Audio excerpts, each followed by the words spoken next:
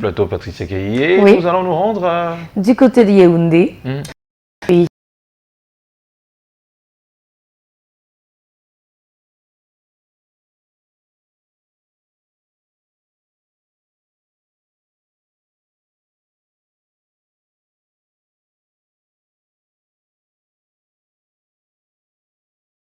Oui. Et aujourd'hui, Maître nous a dit, bah, écoutez, sa corbeille à culture est assez fournie. Oui. Pareil que pour notre très cher ami Mirabomao, malgré la défaite de Fab éliminé de cette compétition, Oui. et ben ça continue tout simplement son petit bonhomme de chemin. Il y a aussi mon club Al Saleh qui était pour moi un club qui devait naturellement aller très loin, malgré ils sont aussi éliminés, mais vous comprenez simplement que ce sera... C'est ça une compétition, hein.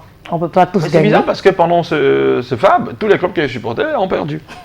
C'est bizarre. Il y a des moments comme ça.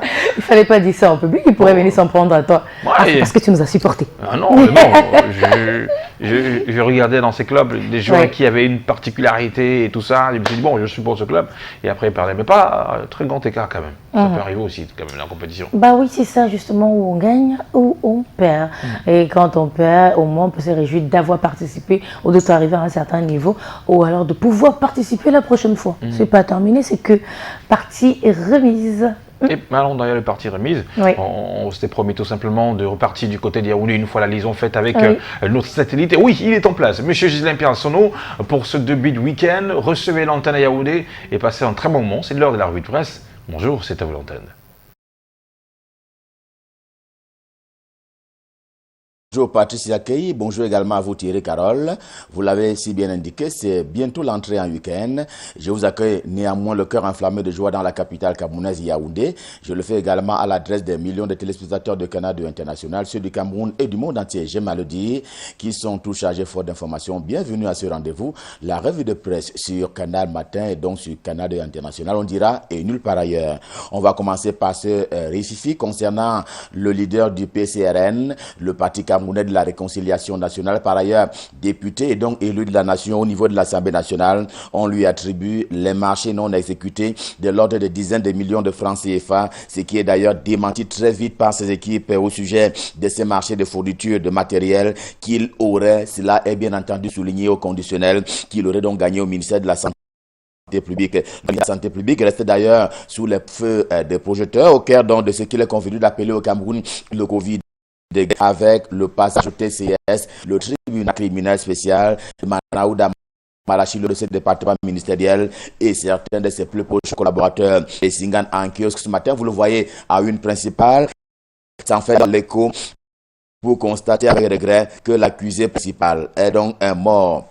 Le journal dit que le ministre de la Santé publique, Manaouda Malachi, a donc tout remis sur l'eau et la tête du défunt Halim Ayatou, dont on sait qu'il fut secrétaire d'État précisément chargé des pandémies et ainsi plus proche collaborateur du ministre de la Santé publique. Ce matin, le journal signale que le Decouyus a été pris comme tel, comme étant le principal signataire de tous les marchés qui avaient été signés et passés par le département ministériel dont Manaouda Malachi a donc la charge. L'odeur du Covid n'a plus jamais quitté Info Matin, le journal de Dieudonné Mveng, lui aussi en kiosque ce jour, qui s'est dit surpris par le silence des gens Kouité et le comité central du Rassemblement démocratique du peuple camerounais RDPC, surpris par un calme à tout le moins assourdissant des motions de soutien en temps normal et par le passé. Elles auraient fusé de partout, question justement de soutenir le champion du Rassemblement démocratique du peuple camerounais, Paul Biya, par ailleurs président de la République.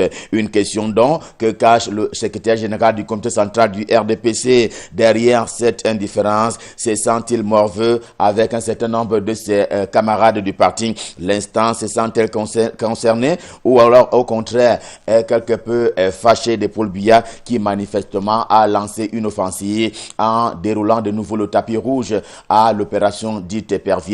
Question justement de traquer ceux qui avaient géré les fonds Covid de mal à loi. En tout cas, il y a ces problématiques et une préoccupation qui sont donc exprimées ce matin dans les colonnes d'Info Matin, le journal de Dieudonné Mveng.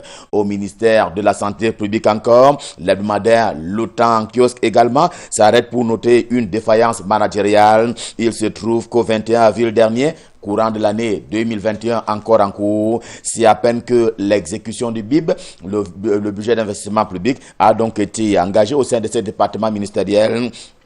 C'est ainsi ce qui inquiète jusqu'à ce matin le ministre en charge de l'économie, de la planification et de l'aménagement du territoire, Alamine Ousmane, mais qui a écrit donc à son collègue membre du gouvernement de la santé publique pour indiquer, citation, un taux d'engagement de crédit à gestion centrale nul. Fin de citation, et c'est donc un courrier qui a été exploité par le journal Le Temps. Dans ce registre-là, le quotidien Mutation de Gab, Georges Alain Boyumo ouvre les vannes pour dresser un constat un peu plus global avec une vue panoramique cette fois-là s'agissant de l'exécution du budget d'investissement public. L'année 2021 draine les mêmes mots que par le passé, alors que nous franchissons le 5e mois de l'année 2021. On décrit toujours le non-paiement des acomptes aux entreprises qui se plaisent ou ne se plaisent pas à abandonner les chantiers, et comme si cela ne suffisait donc pas, le quotidien Mutation ajoute la parfois non-maturation des projets que la crise sanitaire et sécuritaire pour le cas du Cameroun achève donc de couronner. Question de ralentir l'exécution du budget d'investissement public, le BIP. Dans le carnet de justice ce matin, le journal d'Aman Mana, le quotidien bleu, baisse et laisse parler l'opération Épervier. Version Amadou Vamoulke, l'ex-directeur général de la CRTV, a un peu trop roulé sa bosse en prison. Lui qui commettait récemment encore un épître au garde des Sceaux, Laurent Esso, et dans lequel il revenait notamment sur son procès qu'il dit à la Kafka. La preuve, le quotidien bleu Le Jour du Jour parlait donc d'un énième renvoi, le 67e du genre, un peu comme s'il en pleuvait. Il pleut aussi sur la route Bamenda Babadjou, en tout cas The Guardian Post, quotidien camerounais d'expression anglaise au siège imposant à Yaoundé, a depuis décidé de porter le problème au devant de la scène à la fois nationale et même internationale, jusqu'à ce que Paul Biya lui prête 2 secondes et pas plus. Le problème, c'est qu'il y a un problème dans ce que le journal considère comme étant un mensonge du gouvernement de la République à l'adresse des populations dites anglophones du côté du nord-ouest camerounais, qui justement avaient reçu la promesse du gouvernement, de la part du gouvernement, tantôt de bénéficier d'une réhabilitation de cette route-là, à défaut de la construction d'une nouvelle route, en tout cas de la route ainsi querellée. Jusque-là, pas de réponse. Au contraire, un silence à la limite condescendant, et donc qui fâche le journal, le quotidien de Guardian Post face à la triste réalité. Réalité, le journal de Pongware Kindi, dans la partie anglophone, reste avec le cas du défunt Fon Moukete. Il a donc été élevé au rang de grand cordon du mérite camerounais par le président de la République, ainsi représenté par le ministre de l'administration territoriale Paul Atanganji, qui représentait donc personnellement Paul Biya. Et bien cadre de cérémonie, le palais de congrès de Yaoundé à l'occasion de ces adieux de la nation à l'adresse de celui qui meurt et qui s'en va à l'âge de 103 ans après avoir rendu de bons et loyaux services à la nation camerounaise. Le quotidien Émergence en kiosque retraite justement de la crise anglophone, car sur le terrain, les nouvelles font état des enlèvements qui se poursuivent de ce côté-là, et ceux-ci ont pour proie principale les religieux.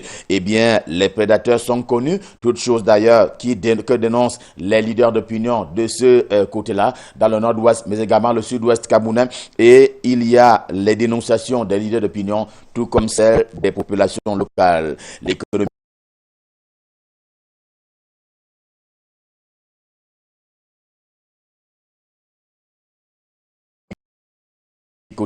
du Cameroun, les choses vont peut-être de mieux en mieux pour ce qui est de l'environnement macroéconomique camerounais. Eh bien, c'est ce qui justifie cette ordonnance présidentielle portant donc à la hausse les capacités financières et économiques du dit État, l'État du Cameroun. Le journal a donc relu cette ordonnance présidentielle, a relu cette ordonnance dans et entre les lignes. Le soir, le journal d'Amambianda ce matin fait office d'un cas d'école. C'est fort à propos de l'effectivité du transfert de compétences financièrement parlant aux communes. C'est le fait du ministère des Transports. Chose à noter dans un contexte où certaines administrations freinent de 4 fers face au déroulé de cette nouvelle modalité de la gestion des affaires au Cameroun, à savoir la décentralisation. Autant le dire encore avec le quotidien, lui aussi traitant de ce transfert de compétences financières. Le journal parle ainsi de 300 millions de francs CFA que Jean-Ernest Massénangale-Bibert, le ministre des Transports, vient donc d'allouer à une quinzaine de communes au Cameroun. Cela a l'effet de leur permettre à leur tour de participer un peu plus activement à la prévention routière, l'un des chevals, l'un des centres d'intérêt du département ministériel dont il a la charge. Cela s'appelle ainsi matérialiser à sa manière la vie des collectivités territoriales décentralisées. Kribi Matin tient pour ainsi dire un exemple de CDD sous la main à Djamniété, pour ne pas nommer cette commune, la commune qui se métamorphose, bien entendu sous l'impulsion du maire. J'ai nommé le professeur Matt Bolo et Bande Minko qui est mis sur la sellette ce matin par le journal Kribi Matin. Et toujours de ce journal en provenance du département de l'Océan dans la région du Sud, il y a la protection des grands projets qui sont logés précisément dans ce département ministériel. C'est ainsi le sens à donner au redéploiement des forces de défense et de sécurité pour les besoins de la cause et par les administrations respectives et même compétentes. Binam News, pour rester dans la préfectoriale ce matin, le journal offre à lire cet appel à revaloriser les rues du côté de Bafoussam. Bafoussam, la capitale de la région de l'Ouest Cameroun, cela par les noms de certains villages, une idée originale d'Emmanuel Nzete, alors maire et unique délégué du gouvernement auprès de la cité Arc-en-Ciel pour parler de Bafoussam. Il y a donc eu du concret, à savoir l'attribution des rues à certaines personnalités. Dadajan, boulevard Pachon Adolphe, c'était une façon de prendre de l'avance par rapport à l'époque d'Emmanuel Nzete. C'est là par la promotion de l'image des villages de la MIFI. C'est donc la capitale de l'Ouest en exergue et l'histoire le doit donc à l'équipe Emmanuel Nzete. On l'a signalé, maire de la cité Arc-en-Ciel et aussi unique délégué du gouvernement auprès de la communauté urbaine de Bafoussam. Revue de presse Made in Cameroun dans ce concert de vendredi. Eh bien, on l'indiquait tout à l'heure à l'entrée du week-end. Je m'en vais par anticipation d'ailleurs vous souhaiter de passer un excellent week-end. On se retrouve lundi quand il sera 7h pour le même exercice et nous serons dans les mêmes dispositions et même prédispositions. Question de vous servir. Repassons donc par Douala pour laisser le pouvoir à Thierry, Carole et Patricia Keye qui vont devoir conduire pour la suite et la fin l'émission Canal Matin que vous adorez tant, que nous adorons tant et qu'on retrouvera donc lundi. C'est donc à vous Patricia à Douala, c'est à vous Thierry. Je vous repasse le pouvoir. Merci, pouvoir reçu. Et d'ailleurs, du côté d'Yaoundé, une fois de plus, nous allons tout simplement souhaiter un prompt rétablissement à la maman de Madame Eugénie Langop, un petit peu souffrante. Prompt rétablissement à vous, maman. On espère tout simplement que le Seigneur vous apportera une solution à votre problème de santé. Vu qu'il en est capable. Oui. Il suffit de lui demander. Voilà, exactement. Alors, Gisèle Pierre nous disait qu'il n'aura pas ce pouvoir pour continuer de conduire l'émission. Donc, à l'instant, on va virer vers la pub. D'accord, Mambe. C'est le